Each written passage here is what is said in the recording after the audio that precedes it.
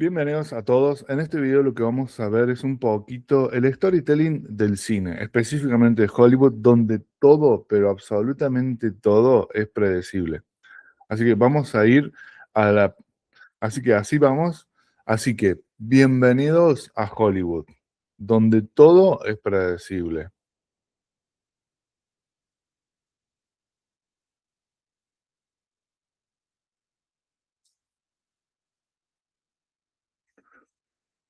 Si yo les preguntaría a alguno de ustedes que me resuma sin nombre ni título la trama de esta historia de Pocahontas, ¿ustedes qué me responderían? Entonces yo diría, es la historia de unos colonizadores que llegaron a un territorio inexplorado, donde uno de los colonizadores se enamora de una de las nativas, mientras que los colonizadores quieren explotarle los recursos a este pueblo nuevo colonizado. Ahora, si lo pienso a esta trama, sin ponerle nombre ni decir que el continente es americano y demás, vamos a llegar a la siguiente conclusión. Fíjense cómo Pocahontas es la misma historia que Avatar. Fíjense, esto es muy gracioso, aunque está en inglés, seguramente lo van a entender, pero es la historia de Pocahontas resumida, digamos, explicada, donde simplemente está tachado y actualizado a los nombres de los diferentes elementos, pero básicamente es lo mismo, digamos, ¿no? En 1960, perdón, en 1900, perdón, de vuelta. En 1607, tachado y dice 2154, una nave para trayendo a John Smith, tachado, Exali, arrives, llega a un nuevo mundo, tachado Norteamérica y dice Pandora, y así. Los colonizadores buscan minar oro y acá es adamantium. Entonces fíjense cómo es la misma historia. Hollywood, para bien o para mal, desarrolló una fórmula cineasta que es muy efectiva a la hora de ver cine. ¿No les ha pasado a veces que ustedes ven una película que no es de Estados Unidos, que es de algún otro país, y no les pasa que les suena a raro o hay algo diferente en la forma en que nos están contando la historia? Bueno, es porque ellos han desarrollado una fórmula con la cual descubren que es muy efectivo contar las historias y que simplemente la replican, no importa la película que sea. ¿Qué cosas suceden especialmente en las películas yankees? Esto pasa un montón, ¿no? Una cosa que es una curiosidad es que todos los teléfonos empiezan con 555, pero esto tiene que ver con que se reservó ese prefijo para que sea usado en el cine. No, no hay ningún estado, ninguna localidad que empiece con 555, ¿sí? Siempre rompen el puesto de frutas y verduras en una persecución, ¿no? Siempre el detective resuelve el caso cuando le sacan el, el badge, digamos, ¿no? Cuando le piden la pistola y el escudo. ¿Qué más? La chica siempre se queda con el héroe. El villano gana toda la película excepto los últimos 5 minutos. eh, bueno, en fin, hay un montón de elementos. Se me están ocurriendo algunos más. Bueno, en fin, en todas las películas norteamericanas siempre hay elementos que se repiten porque ellos han descubierto que la fórmula es efectiva y que la gente sigue disfrutando de las películas por más que la fórmula sea la misma, ¿sí? Acá estaba la lista, pensé que no la había incluido en el PowerPoint. Ley infalible para el cineasta Mateo. Todos los teléfonos empiezan con 555, si ya lo dije. La Torre Eiffel se puede ver desde cualquier ventana en Francia. Sí, vos la forma de saber que está en Francia es porque está de fondo la Torre Eiffel. Las municiones en la pistola son suficientes. Las municiones en las pistolas son suficientes siempre, aunque sean 40 tipos. Si hay una gran ventana, se va a atravesar. No importa la herida que tenga el héroe, siempre puede caminar aunque sea rengo. Cualquiera con una cicatriz en la cara es mala persona y debe morir. Todos los malos hablan un inglés atravesado. En una pareja, el joven es inexperto y el viejo no puede correr. La fuente clandestina de policía muere siempre. Este es buenísimo. Si vos prestás atención, siempre el informante nunca llega al final de la película. Siempre llueve en los funerales, aunque se esté muriendo, siempre viven lo suficiente para darle información que hace falta. Las trampas de los enemigos nunca funcionan. El héroe es un queso y la chica es lindísima. Cuando hay que estar en silencio, siempre estornuda alguien. Explotar autos se ve que es barato. Si hay un equipo, el viejo es el jefe, el negro es el técnico, el chico sexy seduce a las mujeres, pero con los hombres matón y la rubia sexy seduce a los guardias, el lindo seduce por ser lindo, el feo por algún talento especial. Las películas siempre rescatan el matrimonio, los fugitivos siempre escapan en un cruce de tren o subte, siempre atropellan a los puestos de mercadito y nadie dice nada, el taxista nunca cuenta los billetes que le dan, el detective solo resuelve un caso cuando retiran la placa, eso ya lo había dicho antes. Las bombas van equipadas con relojes que tienen pantallas con grandes números rojos para que todo el mundo sepa cuándo va a estallar. Los enemigos siempre atacan de a uno, si son un montón. Si el oficial de policía es negro, tiene buen lomo, y si es blanco, tiene panza y come donas. En un avión siempre hay un pasajero que puede pilotearlo. Cualquier información en computadoras tiene contraseña. Siempre habrá una cámara de seguridad que tome el malo, aunque sea muy inteligente y se oculte hace 10 años en la CIA, ¿no? Entonces, fíjense cómo el cine norteamericano tiene como una fórmula ya establecida y se ve que es muy efectiva. Veamos cómo se cuenta una historia y por qué aprenderlo, ¿no? Ahí vamos, ¿sí? Vamos, hacia adelante. Primero necesitamos que la historia avance, ¿no? Una forma de crear una historia hollywoodense, por así decirlo, es pensar a partir del problema. La ley universal del cine es que si no hay problema, no hay película. La película necesita un conflicto, un problema, un desafío que necesite ser realizado. En este caso, les recomiendo esta serie que se llama 24.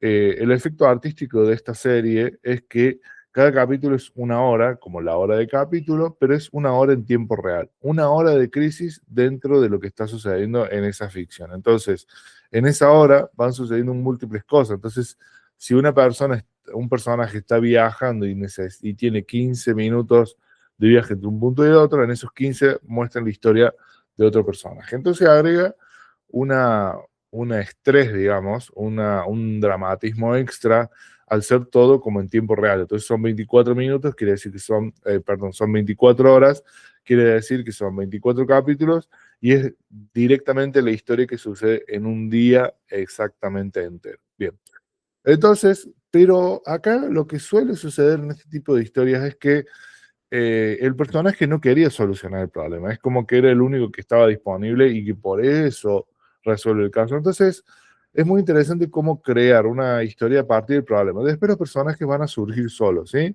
Estos son los típicos personajes de Bruce Willis con John McClane, es como el hombre equivocado en el lugar equivocado, ¿no? Es como que necesitas crear el conflicto. Después aparecerán los personajes que de alguna u otra manera van a resolver este conflicto. Entonces, insisto en esto, sin problema no hay película. Siempre tenés que tener un conflicto que desarrolle y haga crecer la historia. Si no hay un problema, inventar una solución. Por eso puse a todos los superhéroes, porque justamente cuando no hay un problema, vos necesitas crear un personaje que necesite solucionar problemas, que necesite resolver algún tipo de desafío particular, porque a veces el mundo está bien, digamos, pero necesitas inventarle una misión. Y los superhéroes son el mejor ejemplo, ¿no? Como que Batman con toda la plata tenía para vivir tranquilamente en su casa, al igual que Iron Man, pero algo les pasó que les dio una misión, un deseo de hacer el bien hacia la humanidad. Entonces, fíjense cómo cuando inventarle una misión como un deseo muy fuerte del personaje, ¿sí? Hay una película muy sencilla, justamente se llama Una historia simple, que el personaje se despierta y dice, yo quiero ir a visitar a mi padre. Punto. Esa es toda la trama, pero es una misión, es un deseo del personaje que necesita querer resolver. Y por eso empieza la película, digamos, ¿no? Bien, me adelanté, dale una causa. Una misión o una causa es una situación. Es darle al personaje un conflicto del cual no puede huir, ¿sí? Batman es como que necesita ser Batman. Perdón, sería como Bruce Wayne necesita ser Batman porque hay una cuestión que lo empuja a movilizarlo a eso. Después tenemos algo que se llama MacGuffin, que es un término creado por Alfred Hitchcock, que tiene que ver con que justamente cuando las películas no tienen razón de ser. Esto tiene que ver con que a veces las películas tienen una justificación totalmente tonta, entre comillas, o que realmente no termina siendo importante la película. Por ejemplo, hay una película que se llama Ronin, que toda la película gira alrededor de un maletín creo que actúa Robert De Niro, y al final toda es tan interesante la historia que termina siendo secundario que tenía el maletín o no. ¿Sí? En las últimas de Misión Imposible pasa lo mismo, que al final no termina siendo importante el objetivo de la misión.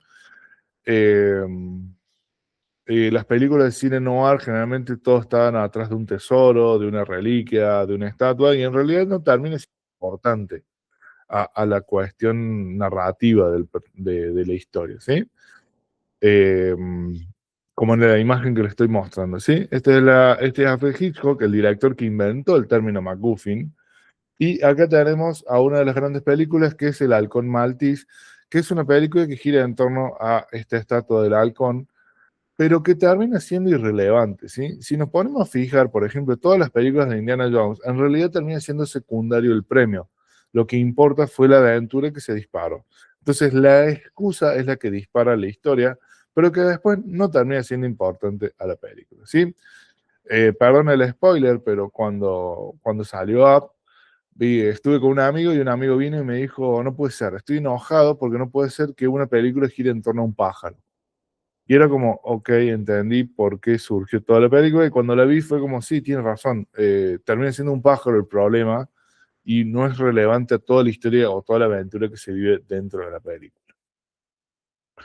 También tiene que ver con que podemos crear desde el personaje, creamos un personaje que sea lo suficientemente, creamos un personaje que es lo suficientemente fuerte para que no importe el conflicto, nos llame la atención igual la historia. Vamos con algunos ejemplos, ¿sí? Tiene que ver con construir un personaje que sea tan atractivo que no importa el conflicto que tenga, ¿sí? No sé, Batman, como dijimos anteriormente, es un personaje súper interesante entre su baticueva, su plata, sus chiches, sus lujos, que no importa si va a pelear contra el Joker o va a pelear contra un mafioso o va a pelear con un ladrón sencillo o si va a pelear contra Spider-Man o quien sea, ya nos resulta interesante. Para definir los personajes, yo me gusta usar este concepto. La verdad que no lo aprendí en alguna clase de narración y nunca supe el autor o la fuente y demás, pero me gusta mucho que sirven como elemento, porque generalmente nos enseñan esto de personaje primario y personaje secundario, y la verdad que acá hay algo un poquito más profundo, que es el tipo de personajes planos y circulares. Los circulares serían los principales, pero los personajes circulares tienen que ver con que son personajes que vos lo podés ver en 360 grados, o sea, vos lo podés ver en diferentes facetas. Al Don Quijote lo conocemos como guerrero, como enamorado, como viajador, como jinete, etcétera, etcétera. Vas conociendo un montón de aspectos o roles de ese personaje. En cambio, los planos simplemente están por una función. Por eso puse Sancho Panza, porque no conocemos mucho su vida amorosa, creo que lo dice en la novela, pero no conocemos sus intereses, no conocemos cómo piensa, sabemos que simplemente acompaña a Don Quijote, ¿sí?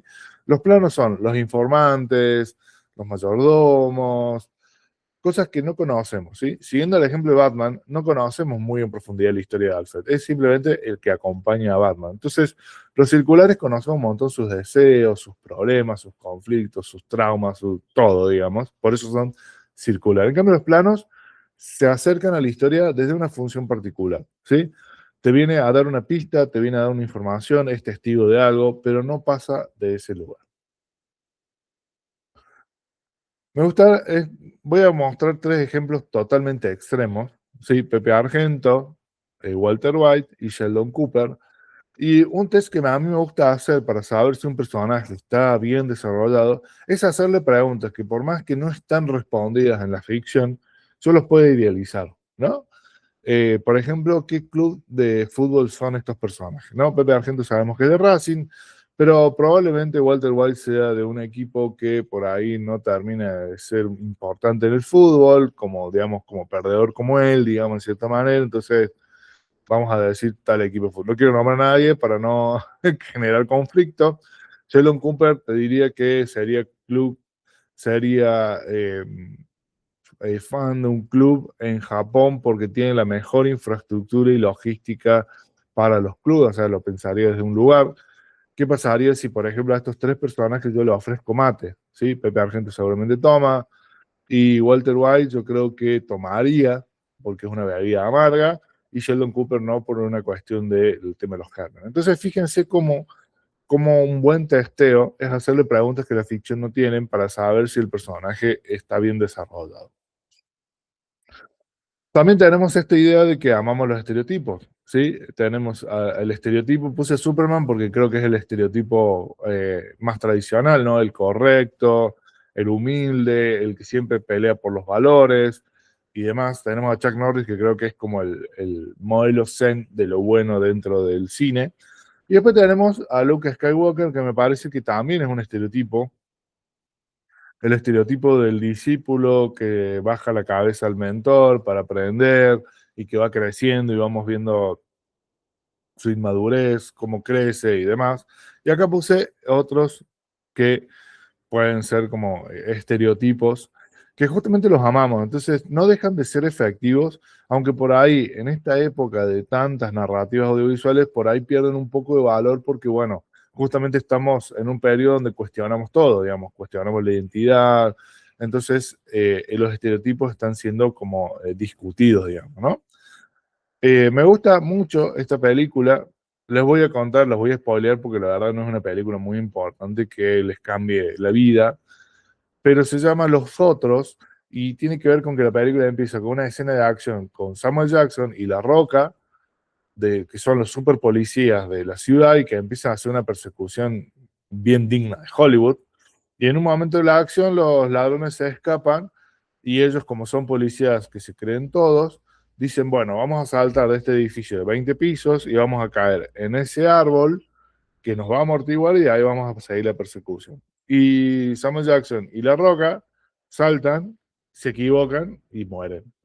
Mueren al lado del árbol, digamos, ¿no? Entonces, la película justamente se llama Los Otros porque justo estos dos policías, Mark Wahlberg y Will Ferrell, que son los oficinistas, los que reciben las denuncias en las oficinas de policía, tienen que salir a luchar. Entonces, como justamente tenemos al estereotipo de los policías machos duros que logran todo, y por otro lado, también tenemos esta cuestión de que odiamos los estereotipos. Nos gustan los personajes rebeldes, los que son incoherentes en sus deseos, los que todavía no la tienen bien resuelta, las que saben que los valores no los tienen bien fundamentados y que por ahí negocian. Entonces tenemos como estos ejemplos, ¿no?